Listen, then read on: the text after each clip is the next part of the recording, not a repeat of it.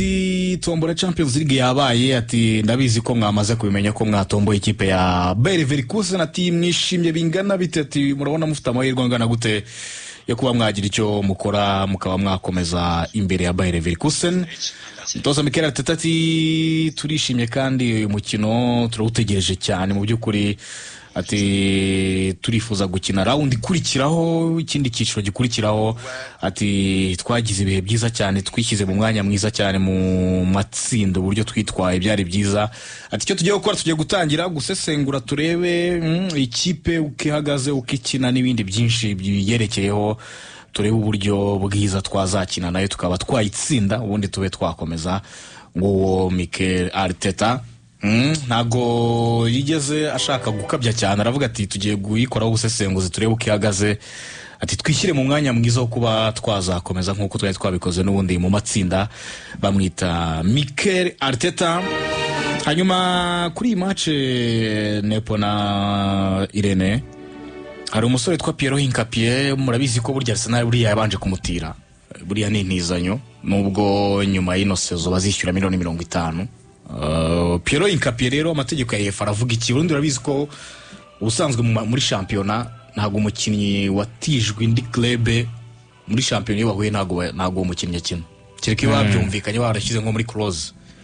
Sasa this time around amategeko ya UEFA Nepo yemerera umukinnyi watijwe indi kipe irimo ikina Champions League ko iyo kipe nibahura uwo mukinnyi azakina. Ubwo amategeko ya UEFA ita amuha icyangombwa cyangwa amwemerera gukina. Yemerera Piero Hincapié batitaye kucyo muri Champions League ho birebeye nta kibazo. Mu marushanwa ya UEFA rwose ho amategeko arabyemera cyane ko umukinnyi watijwe indi club ahura n'iyo kipe yamutije. Ubwo rero ni inkuru nziza ku bafana b'ikipe ya Arsenal ko Piero Hincapié kuri iyi match azaba agaragara nka bimwe n'ubundi Coutinho yageze guhura na Barcelona. Barcelona yaramutije muri Bayern Munich, bagahura agakina akanayitsinda. Ugakoko muri UEFA karemewe kuko ubundi Piero Hincapié ari ku ntizanyo, ariko harimo option dasha $50 z'amayero Arsenal igomba kuzishyura muri iyi meshi igiye kuba iza. Bizone ngo kuri Piero Hincapié biri clear cyane. Uti biri clear rumva bise binasobanuka, yenda abantu bahita banabyibaza ati imeze gute. Ariko ni atakina na Carafioro, ubundi turabizi ko aramutse harameze neza, ari nawe ushobora no kubona umwanya, gusa n'umukinnyi mwiza nawe wagiye garagaza ko polyvalence yaba kuri nimero 3 yaba muri axe ushobora gufasha ku mwaka wa mbere muri Premier League. Ntabwo byamutonze nkuko twabonaga ba Kiviol, no umukinnyi ushobora gusigaraho na Arteta karyama gahumekamo. Bagiye gura n'ikipe ya Leverkusen, nayo ntabwo bavuga ko inahagaze neza cyane muri shampiyona kuko iri ku mwanya wa 6. Iri ku mwanya wa 6 n'amanota 39, ibitego 15, yatsinze 43, yinjizwa 28. Iyi ni ekipe wavuga ko yahindutse nkuko twagiye tunabigarukaho. Twayigarutseho cyane, twagiye tunayigarukaho rwose. Twayigarutseho yashoreje ku mwanya wa 16 muri Ligue Fez. Ligue Fez nawe yasoreje ikina playoffs, right? Isezera ikipe ya Olympiacos Ropire bayita Bayer Leverkusen. So urugendo rwa Arsenal nabonye nubwo muri kuvuga ko rworoshye, ariko ntago rworoshye cyane. Harimo of course Bayer Leverkusen bakomeje bahura hagati ya Sporting na Bodo, ngira ngo round 16 na 1/8 kirangiza ntacyo bitwara Arsenal. 1/8 na 1/4 haryo ubwo bahera. Iyi ni round 16 bazayivamo bajya muri 1/8. 1/8 se wapi 1/4 bari 1/8 uyu munsi batombaraga 1/8 ubwo bazahita bajya 1/4. Oh yes, round 16 mu Kinyarwanda ni 1/8. So ngira ngo hano na Arsenal kugera muri 1/2 birashoboka. 2 nta kibazo ifite. Yego, kuri Leverkusen yaba kuri Sporting na Bodo Glimt urugendo ruragenda, ahubwo 1/2 1/2 bahura na Barcelona cyangwa Newcastle Atletico Madrid cyangwa ni Tottenham. Newcastle cyangwa Barcelona, imwe mu gihe izaba yakomeje nayo izahura n'izaba yakomeje hagati ya Atletico na Tottenham Hotspur, izaba yakomeje n'izahura na Arsenal. Mahirwe menshi mbona ari na Barca cyangwa kumubona Arsenal ishagura na Barcelona mu yindi muri semi-finale. Barcelona mahirwe menshi rwose na Arsenal kimwe cya kabiri birashoboka cyane. Ariko ndera ngisimba na Barcelona ikuramo Newcastle kongera ikanakuramo Atletico. Ugura bara Atletico izezere Tottenham. Atletico ikomeje ntabwo Barcelona yayikuramo. Ariko uze ko buriya match arere tour uziko Diego Simeone ntabwo match nyinshi ahura na Barca basha kwitsinda. Urutareba ejo bundi rwose ntabwo ari kenshi kuko reka nkwereke nari mfite nako kantu kaga statistique twanakagarutsemo bajya guhura cyane. Ntabwo Barcelona buri gihe Atletico ishobora cyane muri Champions League. Uyu munsi turimo turavuga Hans Flick utaratakaza irushanwa ryo gukuranamo. Ni niyo mpamvu twavugaga tuti naramuka atakaje na retour dore ko biri likely cyane azaba ari amateka amubaye hatari meza kuko ubundi muri match zo gukuranamo witwa Hans Flick na arindwa mubi cyane. Jondi nibwo batakaje Champions League turavuga tuti Barcelona byashobokaga ko nyuma yo gutwara ibikombe byose byo mu rugo yashoboraga no gutwara Champions League. Ariko aya nandi mahirwe agarutse ubundi Barcelona igomba kubyaza umusaruro adasanzwe adera. Wango wahushije Champions League abantu baguhaga amahirwe ukagira amahirwe inzira ikaza yoroshye bishobora gutuma ugera demi final ari match zashoboka. Ntabwo ari ikintu gipfa koro. Ni match yabikomeye buri ama equipe yo mu rugo abari ama equipe yo mu rugo nibyo ndabyemera. Ariko ntabwo ntekereza ko umufana Atletico Madrid ari wagenda avuga ngo inzira yanjye kubirimo Barca biroroshye. Ahubwo umukunzi wa Barca niwe wantekereza ko atekereza ko bitagoye. Ariko Barca yahuye bona Atletico ari dakose kuri Barcelona. Ko uribuka ko 2014 Atletico muri yanzira igeza final yakuyemo Barcelona. Ikindi na ya Atletico yongeye kugera kuri final nyuma yaho Barcelona igitwaye 2015 nabwo yakuyemo Barcelona. Atletico ifite final imwe ya Real. Ifite ebyiri. Arahandi ri final se? Hari imwe y'igitego hari n'indi ya penalty. Imwe y'ibitego bine n'indi bateye amapeno. Johnny Framayirata. Penalty kuri Real. Nyine icyo gihe cyose.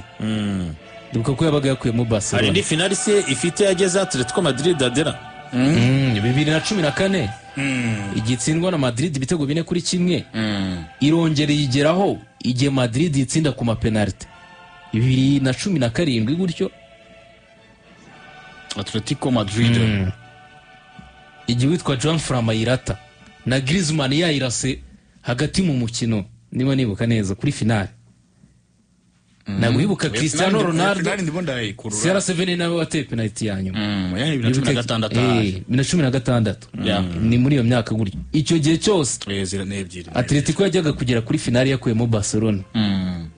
Barcelona ntiyigipfa kubasha Atletico iyo byahuriye muri knockout stages za Champions League. Nizi za Copa del Rey irayigora. Ndiye hano si Barcelona squad ifite no gukuramo Newcastle bizagorana. Sini njye niko mbibona ubu ngubu. Barcelona igatakara kwa Newcastle. No kwa Newcastle yahatakara. Newcastle ibaye seri.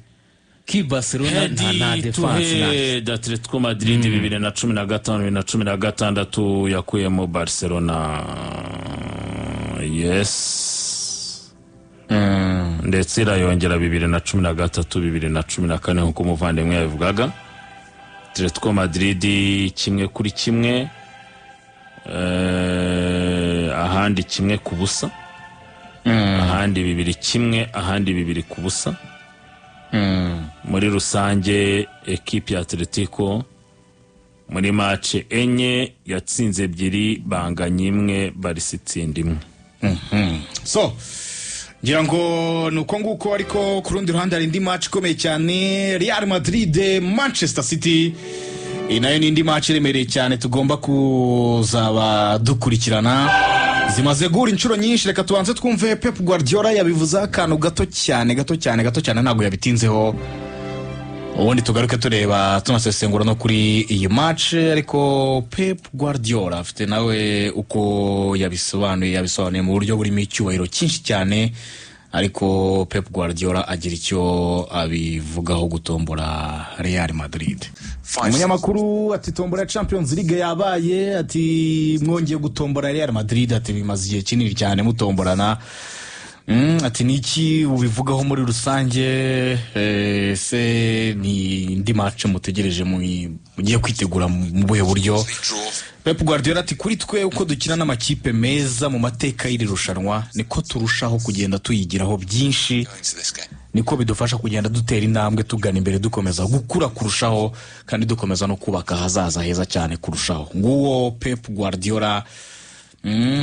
Bamubazaga kuri iyi match aravuga ati uko dukomeza guhura n'amakipe meza akomeye kuruta yandi muri rushanwa, ati natwe niko dukomeza kubaka amateka akomeye kurushaho ndetse no kubaka hazaza heza cyane kurushaho. Iyi ni fixture iremereye cyane Nepo, inshuro zigera kuri 15 ano makipe arahuye. Match imaze kuba nk'iya shampiyona hari kuri twebwe nkurikije uko twebwe tuyibona buri mwaka, ariko kuri no nshuro Real Madrid ukihagaze, Manchester City ukihagaze, buri gihe zijya guhura umwaka kundi ubona hari ikinyuranyo runaka, hari ibyahindutse runaka. Kuri no nshuro urabona rinde wavuga ngo atomboye nabi kuruta undi bijyanye nuko zihagaze, cyangwa ukavuga uti ko mbibona ni miswi bijyanye nuko zihagaze muri iki gihe, ariko zongeye gutombora na reaction yawe kuri iyi match nihe wumva? Wenda reka ntiturize kuvuga ngo iyo uha amahirwe, ahubwo uyu mukino muri rusange ishusho ubonana. Ya no mukino utoroshye nko kubivuze match 15, buri wese afite intsinzi 5 bakananganya izindi. Muri sezo 7-0 kesheshatu muri zo iyi fixtures twarayibonye. Niyo tuvuze sezo 7 ubwo ni mu myaka 7 iheruka muri Champions League 6 muri yo. Iyi fixtures twarayibonye, nibyo twagarukagaho. Ni fixtures it's not gutomborana, ahubwo ni ugukina inshuro 15. Gukina inshuro 15. Ni abantu ngaho babaririza. Ntago ari gutomborana inshuro 15, ahubwo ni imikino 15. Niyo mpamvu nanjye mise nkwakira mvuga ngo 5 ndi barayinganya. Merci beaucoup. Rero ryari ni match mbona mu isuri imeze itya. Twagiye tubona ama equipe yahuye ni gake tubona resultat kimwe nko kubusa yabaye ariko resultat nyinshi cyane twagiye tubona za vuba ni hejuru ya kimwe, kuko urebye muri resultat za vuba wenda haraho Man City yatsinze Real Madrid 4-3 Real Madrid itsinda Man City, murabyuka icyo gihe ba Rodrigo bakora akazi. Haraho Real Madrid yanganyije na Man City haraho yanyagiye Real Madrid 4-0, haraho banganyije 3-3 1-1, Man City itsindwa na Real 3-2, Real yongera gutsinda Man City 3-1, Man City nayo itsinda Real Madrid 2-1. Urumva ni match bifunguye, yaba kinnye beza, yaba mu buryo bwo gutsinda bazi gutsinda. Iyo tuvuze statistique z'abakinnyi afite ibitego byinshi Burayi, byibuze baze 5 bazamu wa Real Madrid, Mbappe ukazanamo na Haaland wa Man City. Bikwereka ko n'ama equipe afite abakinnyi batsinda, n'ama equipe yubakira cyane ku gutsinda ibitego byinshi, kuko managinga yanga nujya no kureba muri rusange naho muri ligue zabo urasanga namwe ma equipe afite attaque nziza cyane. Rero tuzabona n'ubundi wa mukino usanzwe ufunguye, tuziho cya kintu cyitwa gutsinda ibitego, kuko ni Real Madrid maginga imaze kwinjiza ibitego 54 muri shampiyona, yinjijwe 21.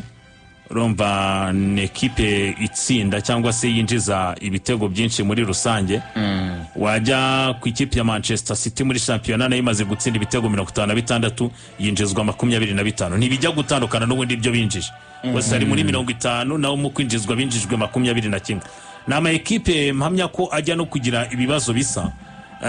Urebye gutsinda baratsinda, ariko nabo bakama equipe yinjizwa cyane muri iyi sezo twarabibonye. Nama equipe ari kurwana no kubaka ikiragano gishya icyo abantu nacyo bakimenya. Pep Guardiola twabonye groupe ye yari nshya, ari kugerageza kureba ko iyo akoresheje atwara Champions League yashakira indi yikorera mu ngata. Ntibitandukanye no kuri Real Madrid yatakaje kuva ba Benzema bagenda, kuva bakinnyi mediane ba Toni Kroos, Luka Modric na Casemiro, defense ya Ramos na Varane, nibyenda ba Antonio Rudiger bajemo bagira icyo bakora, ariko nabo bari kubyina bavamo na ba David Alaba.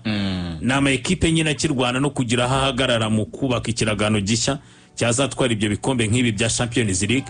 Rero ndabona ari match izabifunguye, ndabona ari match abantu bazaryoherwa, ariko ikaba match buri wese yakoresha asa nkaho yerekeza ku kugira ibihe byiza byamuvugira mu gihe sezo yabirangiye.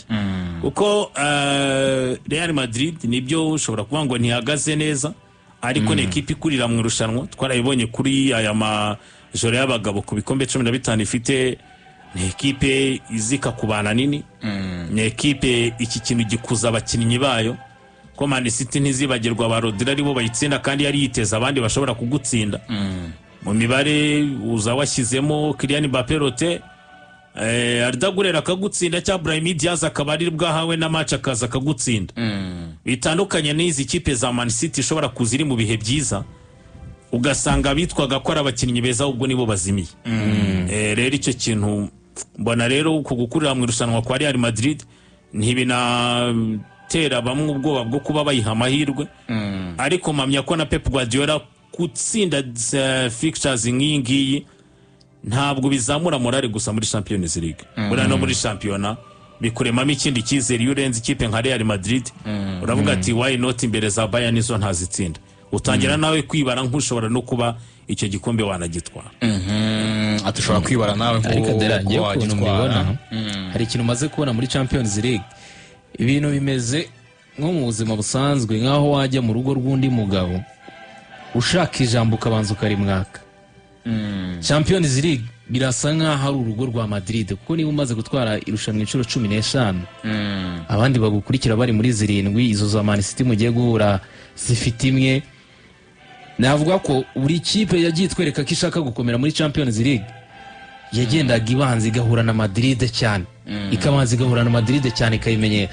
Uribuka Bayern Munich wenda tugiye nko mu myaka 7 gutyo, Bayern Munich yakomeye, imwe ba Ribery, imwe ya ba Lewandowski, ya ba Robben, imwe yarimo ba Philipp Lahm n'abandi bakinnyi benshi na ba Arturo Vidal na ba Alaba.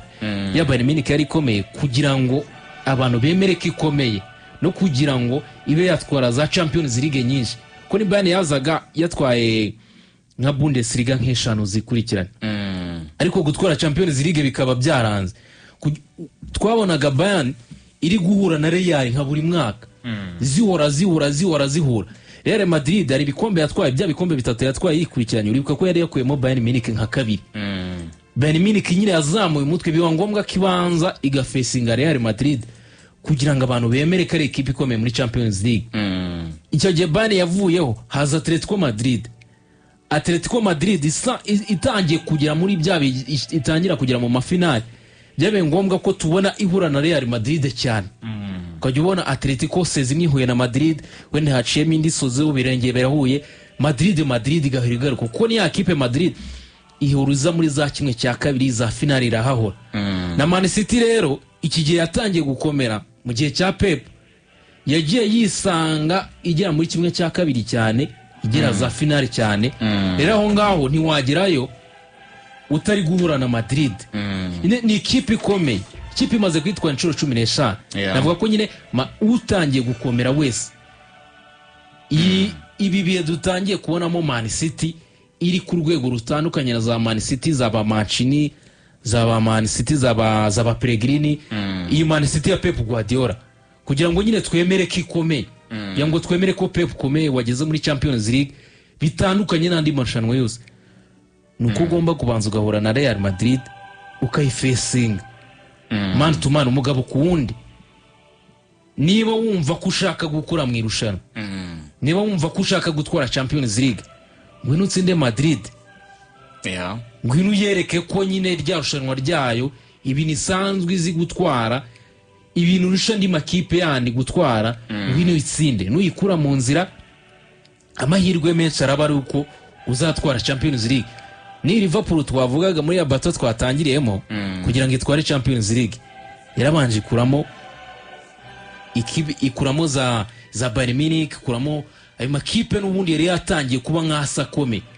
Na kipe yagera kuri Champions League finale utahuye n'izi kategori, utahuye na za Madrid ni kategori ya mbere, Bayern Munich navuga ko ari kategori ya kabiri, ni Man City yatangiye kuza muri ya kategori y'amakipe ukuramo ukaba wizeye kuzatwara Champions League.